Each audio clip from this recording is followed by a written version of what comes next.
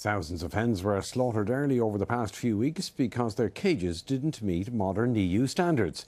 The Department of Agriculture said it had to ensure that European regulations were complied with and the birds had to be killed ahead of their normal life cycle. For years there have been moves to improve welfare conditions for laying hens. Over a decade ago, the EU directed that battery cages should be replaced by enriched cages, giving hens more space for roosting, nesting and scratching. Since January the 1st, there's been a ban on the sale of eggs from cages that had not been modernised. Most egg producers have updated their facilities, but in November the EU was informed that 10 farmers were not ready to fully comply with the new rules. And following inspections in recent weeks by the Department of Agriculture, 9 of the flock owners had to cut back their hen numbers. The hens were sold into the food chain ahead of the normal cycle.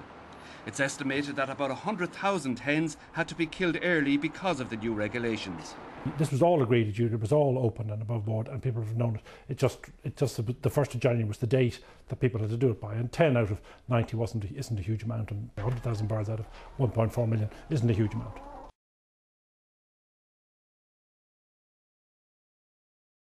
The department has repeated that eggs from old cages will not be allowed onto the market. Up to a few years ago, there were over 90 farmers here with 1.2 million hens in cages. But because of the new regulations, the number of producers has dropped by 2/3 to just 35.